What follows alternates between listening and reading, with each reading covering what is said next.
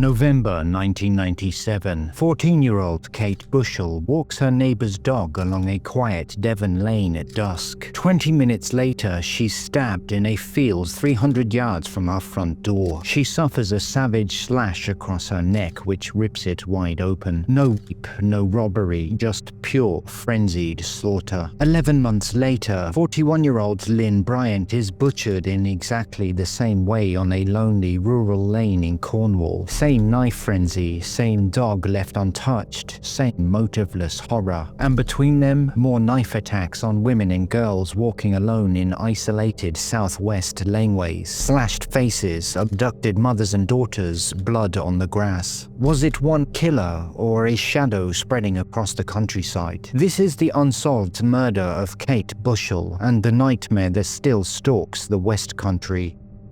Welcome to Crimes That Haunt Us. We release a new case every Sunday at 6 p.m, so hit subscribe and don't miss the next one. And let me know your thoughts on this case in the comments. I'd love to hear what you think. Kate Bushell entered this world on the 11th of September 1983 in the city of Nottingham. The family would soon relocate to Exwick, a quiet suburb clinging to the western edge of Exeter in Devon. They settled into a detached country home at 59 Burrata Drive. Her father, Jeremy, was a retired government officer, while her mother, Susan, worked as a registered childminder. Kate also had an older brother named Tim. Kate herself was a student at the prestigious 1,200-pupil school St. Thomas's. She harbored ambitious dreams to one day attending Oxford University. Teachers and friends alike described her as a bright, popular, and vibrantly full-of-life girl who embraced all the normal teenage activities with enthusiasm. Described as an above-average student, Kate was musically gifted, excelling at the piano, the clarinet, and the saxophone, and she had just been selected to captain the school's basketball team. She was set to captain the team just days after her murder. The entire family were devout parishioners at the Isker Christian Fellowship in Exeter. Yet in the months leading up to Kate's vicious murder, the once peaceful and serene village of Exwick had begun to show unsettling signs of unease. In mid-September 1997, on Exwick Lane, a dog walker came face to face with a suspicious vagrant. He stood between 5 feet 10 inches and 6 feet tall, stocky in build, and appeared to be aged between 30 and 40. He was wearing a long check brown coat with a big collar pulled very tight to his neck, dark trousers, and black boots. His hair was long and straggly, and he had a noticeable stubble on his face. This dog walker encountered the same man on multiple occasions. Then, on the 12th of November at 5:30 p.m, the dog walker saw him again. The man suddenly appeared out of nowhere from behind a bush and crossed right past him, giving him a real fright. This unsettling encounter happened half a mile from Kate Bushell's home and lay directly on her typical route home. At 11:30 a.m. on the 15th of November 1997, on Exwick's High Street, Kate used a Virgin Megastore voucher to buy a Lighthouse Family CD together with her mum. She also bought a Simpsons cartoon book for her brother, whose birthday it was that very day. Mum and Kate returned to the family home, where her brother and dad were already present. Kate raced upstairs to listen to her new CD. At 4:30 p.m, Kate's mum walked into her bedroom and found her sitting at the desk doing her homework. She reminded her that it was time to take the neighbor's Jack Russell dog, Gemma, out for a walk. Kate had willingly agreed to walk the dog because the neighbors were away for the weekend. Stuart and Alison Smith had grown close to the Bushells, and the two families often relied on each other for small favors. Kate went into the living room, collected the neighbor's house keys, and quickly headed out, passing her dad, who was sat quietly reading a newspaper. At 4:40 p.m, Kate left the neighbor's home on Burrata Drive with Gemma on her lead, ready for what should have been her usual 20-minute walk. She followed her regular route up the narrow Exwick Lane, a well-used cut-through leading towards Nadderwater and Whitestone that was popular with local dog walkers. At exactly the same time, a father and his children had gone out to pick blackberries from the bushes along Exwick Lane. They soon realized there weren't many berries left to pick, so they turned around at the gate. The father remembered checking his watch, seeing it was 4:55 p.m., and it was at this point that they observed Kate Bushell as she walked past them with Gemma. At 4:50 p.m., a mother and her daughter were driving down the same lane when they first spotted the little dog Gemma, and then Kate herself. Kate was looking straight at them, something the mother later described as unusual, yet she appeared happy and confident. They then also noticed a blue hatchback or van, possibly a Vauxhall Astra, parked facing away from Exwick, with a man standing beside it, possibly looking into the back. He was described as white, aged 30 to 40, of average build and height, clean-shaven, with dark collar-length hair. The mother would carry a heavy burden of guilt for years afterwards because she felt that this man looked highly suspicious. At 4:55 p.m., a young couple drove the same route and saw the unattended blue vehicle sitting in the lay-by, but this time it was parked facing the opposite direction as the Vauxhall Astra was seen by the mother and her daughter, but they did not see Kate.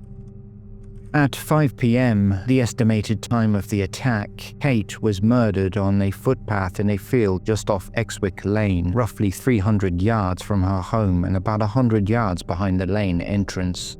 She was killed by a single savage knife wound to the throat, delivered by a blade of at least 6 inches length. Her clothes were disturbed, with her jogging bottoms pulled down to her knees, suggesting a possible sexual motive. Yet there was no obvious sexual assault and nothing had been stolen.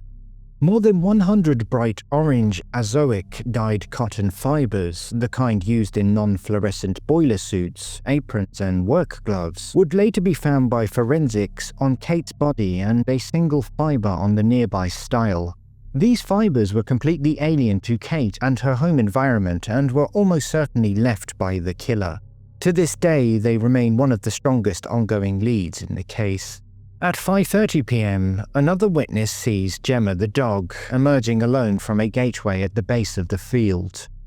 By 6 p.m., Kate still had not returned home and darkness had fallen. Her parents realized something was terribly wrong. They got into their car and began driving up and down the lanes searching desperately for her. They even kept the windows down in case they might hear her voice, though it was deathly silent. They started wondering whether she had suffered an accident and fallen somewhere, but a deep sense of dread was already beginning to build inside them. They found nothing but eerie silence and oppressive darkness. Eventually, they headed back home.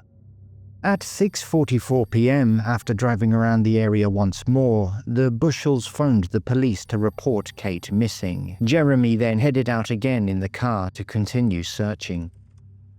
Between 7:30 and 7:50 p.m., a man was seen running from the fields in the general area where Kate had been killed, heading toward the Exwick estate in the Farm Hill, Cornflower Hill area. He is described as 5 feet 10 to 5 feet 11 inches tall, of medium build, aged between 30 to 35.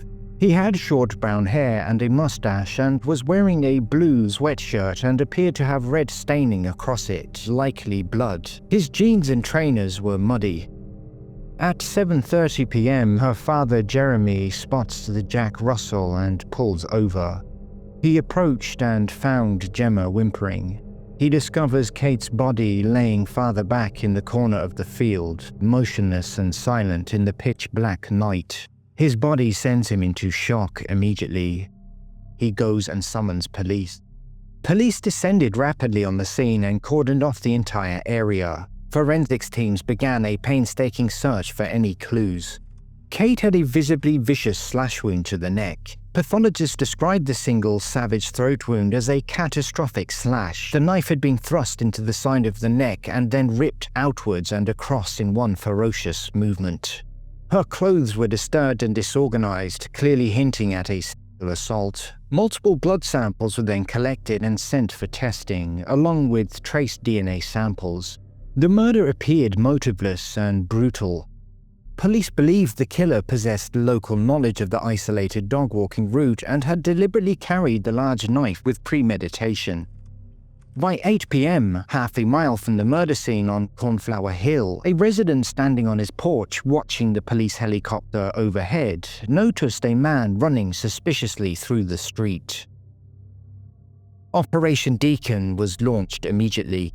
House-to-house inquiries began, extensive searches were organized, and a full reconstruction was planned. In total, over 5,000 DNA samples and 7,000 fingerprints would eventually be taken from local men and women. 300 men in Exwick alone were DNA tested in the very early stages.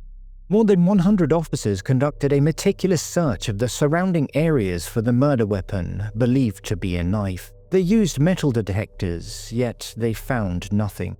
Detectives also began interviewing around 400 residents living in the immediate area. Divers were sent to search a local pond for the knife, though it would never be recovered. Police then put up 2,000 posters around Exwick and further afield, urgently appealing to the public or any witnesses for help. Police forensic specialists even turned their attention to the little Jack Russell, Gemma. Though the dog was friendly to them, they theorized that he might have possibly bitten Kate's killer, and so they ran extensive tests on its mouth. No secondary DNA evidence was found to support this theory. On the 18th of November, the police announced they had brought in a criminal psychologist to assist in the hunt for Kate's killer. The expert began carefully studying the vicious neck injury in an effort to build a profile of the perpetrator. He suggested the killer was likely right-handed, aged between 18 to 35, and might have had prior sexual offense convictions, possible relationship issues, and/or experience with slaughtering animals. The throat wound had a distinct ripping quality. Police urged all schoolchildren to remain vigilant and to never walk alone. The local schools even began organizing buses to and from school because the police feared the killer might strike again. The Bushell family were left absolutely heartbroken and devastated. The entire community was plunged into absolute shock, and this horrific murder would forever change the once safe and peaceful neighborhood. Police discovered a number of makeshift dens scattered around the immediate vicinity of the murder scene. One such den contained a black bin bag that held a number of personal items. Police managed to extract a fingerprint from the bag, but so far they had been unable to match it to anyone. On the 19th of November, the police drained 2 large ponds close to the crime scene in the hope of finding the murder weapon or any other clues, but they found nothing. Also on the 19th, police confirmed through the media that the man wearing the blue blood-stained sweatshirt seen running away just 200 yards from where Kate lay murdered was now their prime suspect. They also made a fresh appeal for information on the Vagrant Man who had been seen loitering around the area for the previous 2 months, right up until the day of Kate's murder. On the 22nd of November, police staged a full reconstruction of Kate's final walk in the hope of jogging the memories of potential witnesses. That same day, detectives revealed that Kate had not been raped. Police believe her killer had hidden in the exact spot where she was found, lying in wait for her or someone else before he pounced and attacked, dragging her back into the field over the stile. In the days that followed, with guidance from the criminal psychologist, detectives began to consider the possibility that Kate's killer could be someone sleeping rough and possibly an ex-military man. Detectives also received tips that men had been hiding in bushes close to the murder scene and jumping out to scare girls on 3 separate occasions prior to the murder. By this point, police had collected some 30 knives from people around Exwick and had begun testing them in connection with the Bushell murder. On the 27th of November, Kate's parents gave a second profound, deeply emotional and heartfelt appeal to the press, begging the killer of their daughter to come forward and give himself up. Jeremy said the killer must be going through hell and should do the right thing by turning himself in. On the 29th of November, police appealed for information about the owner of a possible blue Ford Fiesta with steamed-up windows that had been seen parked in Exwick Lane close to the murder scene. They also referred to the blue Vauxhall Astra van seen in the area, noting that it could possibly be one and the same vehicle. On the 31st of November, Kate Bushell was laid to rest in front of 800 mourners. It was a dark and somber day. At the very same time, 120 detectives continued working around the clock in their desperate search for this vicious killer. By December 12th, some 700 men in the local area had voluntarily come forward to provide their DNA samples to police, yet the investigators were still no closer to catching Kate's killer. On the 6th of January into the new year, police announced that they would begin requesting fingerprints from thousands of men and women across the area as part of their ongoing murder hunt. Then came some breaking news. On the 20th of January 1998, news broke that a child killer had allegedly been spotted by multiple people around the Exeter and Sidmouth areas and had even stayed in local bed and breakfasts. The multiple child killer in question was David Burgess, who had been imprisoned for a double child murder back in 1967. He had absconded from Ley Hill Open Prison near Bristol in September 1996 and was still on the loose, but Devon Cornwall Police downplayed any active link to the case at the time. On the 27th of January, BBC's Crimewatch launched a nationwide appeal on Kate Bushell's murder to the millions of viewers across the UK. Police said more than 100 people called in with tips after watching the vivid reconstruction. Meanwhile, detectives had begun interviewing abattoir workers under the instruction of the criminal psychologist about the various methods they used to slaughter animals. Though they would not discuss the specific details of Kate's injury, they described her throat as having been ripped open. Then, in late February, child killer David Burgess is recaptured in Havant and detained for questioning by Devon Cornwall Police in relation to Kate's murder. It emerged that Burgess had indeed stayed at various B&Bs in Exeter and Sidmouth during the weeks after he absconded in September 1996, but there had been no further corroborated sightings of him near the Exeter area at the time of Kate's murder. His fingerprints and DNA were sent off for urgent testing against the evidence. In 2012, Burgess would finally be convicted of the 1966 murder of Yolanda Waddington. David Burgess was already serving a life sentence for the killings of two 9-year-old girls, Jeanette Wigmore and Jacqueline Williams in Beanham in 1967. He would ultimately be eliminated by both DNA and fingerprint comparison after his recapture.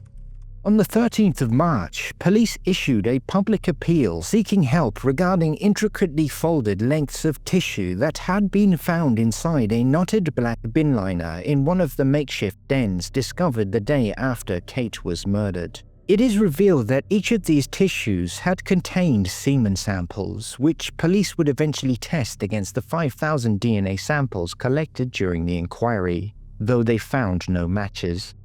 Police received 25 calls from members of the public naming possible owners of the bag. The fingerprints lifted from the bag were also again checked against the 7,000 fingerprints now held by detectives, yet the killer still remained frustratingly elusive. On the 25th of March, news broke that police had arrested a 20-year-old Exeter man on suspicion of Kate's murder. He would be held for 2 days and questioned intensively by detectives, but he is ultimately released without charge. On the 4th of April, news emerged of a 30-year-old Exeter man who was sentenced at Exeter Crown Court to 18 months in prison for making hoax calls in the days after Kate was murdered, falsely positioning himself as the prime suspect. Exeter man Stephen Palmer admitted to detectives that he had got a thrill and kick out of feeding them false leads. His lies had wasted 372 hours of detectives' time and cost £2,700 of the police's budget. On the 21st of May 1998, police then put out an appeal directly to Guesthouse owners in the Torbay area for information about an individual who had fled multiple B&Bs without paying between the 1st of May and the 30th of November 1997. This man was described as mid-30s, 5'8" tall, of moderate build, with short brown hair and a receding hairline. Then came a shocking new development that sent ripples of fear throughout the entire West Country.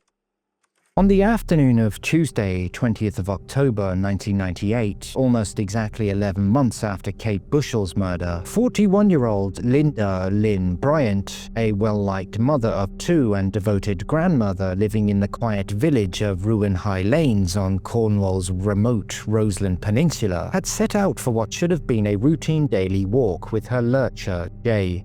Earlier that day, at around lunchtime, a local woman had noticed an odd-looking stranger walking along the nearby road from Truro to St. Mawes. He was described as about 5'10" tall, in his early 30s, with a square jaw and dark eyebrows, and he had stared directly at her as she drove past. Lyn had driven to the Chenoweth's garage on the A3078 shortly after 1 p.m, chatted briefly with a friend at around 1:10 p.m, whilst a small, scruffy white van, possibly an Austrian Maestro, Ford Escort or Bedford, pulled in at an odd angle facing her car. The driver, a big man aged between 30 and 50, with a round face, bushy brown and grey flecked beard and wearing a waxed green jacket, then followed her out when she left, behaviour the garage staff found deeply suspicious. Lyn returned home briefly before leaving again at 1:35 p.m. to walk her familiar route towards the chapel and on to Trewarga.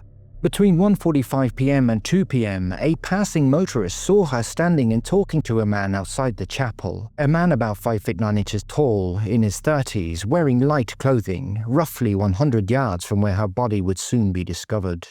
At approximately 2:30 p.m, a holiday maker driving past found Lyn lying by a field gate near the chapel.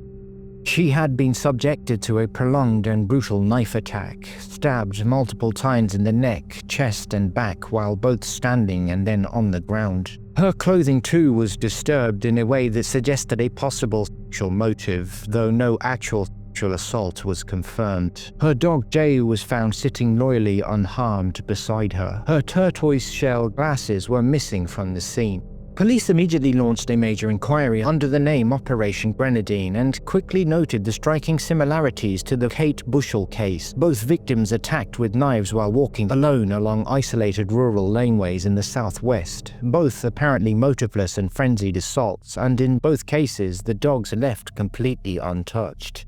These parallels led investigators to conclude there was a high possibility the two murders were linked, though they have never been definitively proven to be the work of the same person. In February 1999, 4 months after the killing, Lyn's glasses mysteriously reappeared exactly at the murder scene, placed carefully on top of the mud in the gateway despite the area having been thoroughly searched before, a discovery that strongly suggested the killer had returned to the spot. A partial DNA profile believed to belong to the perpetrator would be eventually developed in 2016 during a major forensic review, though to this date it has no hits in the National DNA Database. Meanwhile, in Torpoint, Cornwall, on November 11, 1998, news broke of another horrifying knife assault on a 15-year-old schoolgirl. The girl had been walking through Quarry Park Woods when a man described as 6 feet tall with scruffy hair and a beard slashed her across the face, cheek, neck, and right hand as she bravely fought to defend herself. The man ran off as soon as she broke free and ran to the nearby school. Police were quick to rule out any connection to the earlier murders. On the 31st of December, more breaking news of yet another knife attack in the rural countryside.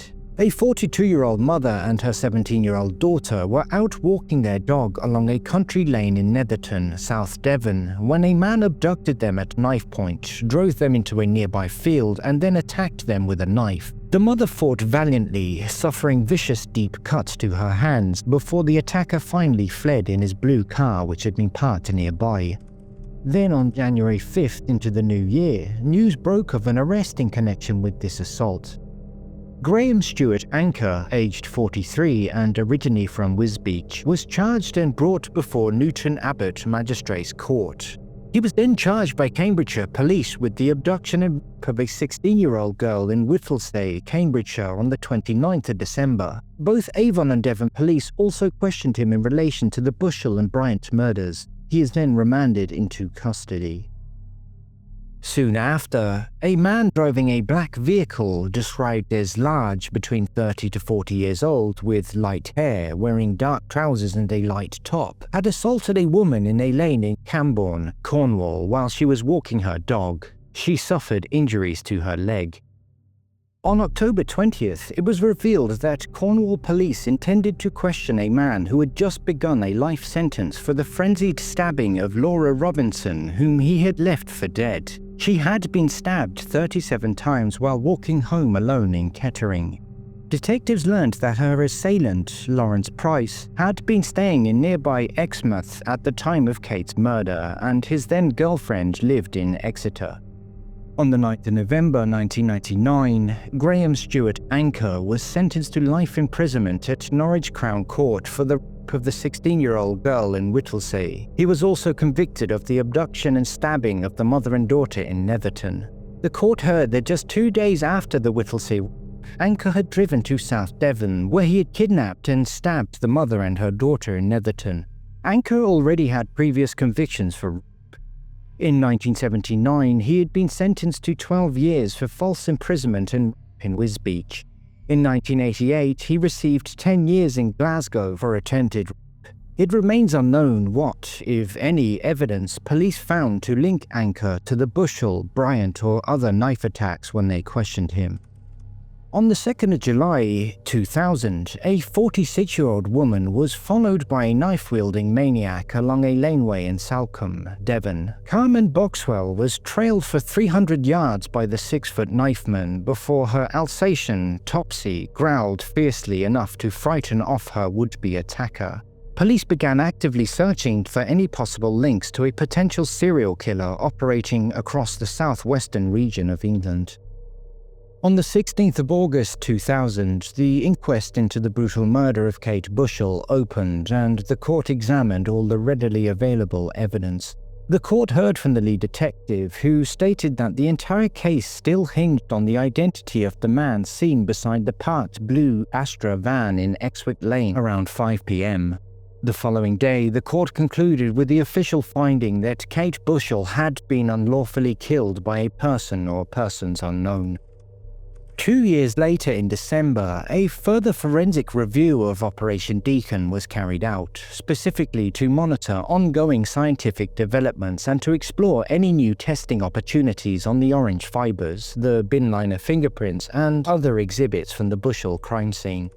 In May 2007, a joint review of both Operation Deakin and Operation Grenadine was conducted to cross-check every piece of intelligence, evidence, and potential linkage between the two dog-walking knife murders, but no new breakthroughs emerged, and the case slipped back into the cold case files.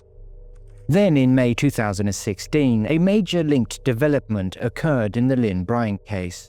During a parallel forensic review of the Roseland murder, a partial DNA profile, believed to belong to Lyn's killer, was finally isolated. But even with that partial DNA profile, no new breakthroughs have emerged to date. And as of the airing of this documentary, both cases remain active cold cases under periodic review. Kate Bushell was just 14. A bright, talented girl with dreams of going to Oxford, a loving family, and her whole life ahead of her, when a monster stole it all in one brutal, senseless slash on that quiet Devon lane. Her murder shattered a community and left a wound that has never fully healed. Lyn Bryant, a devoted mother and grandmother, was taken in the same cruel way, walking her dog on a peaceful Cornish path, her life violently cut short by the same kind of frenzied blade. 2 innocent women, 2 families destroyed, 2 cases that still cry out for justice. Today, decades later, Kate's family still waits. The orange fibers, the DNA, the critical sightings, every lead remains open. Whoever did this is still out there. May Kate Bushell's memory endure not just as a victim, but as the vibrant young girl she truly was, full of life, music, and promise. May both families one day find the answers and peace they so desperately deserve. Thank you for watching and listening to Kate's story. Please feel free to add your own thoughts, comments, and theories down below, and we'll see you next time.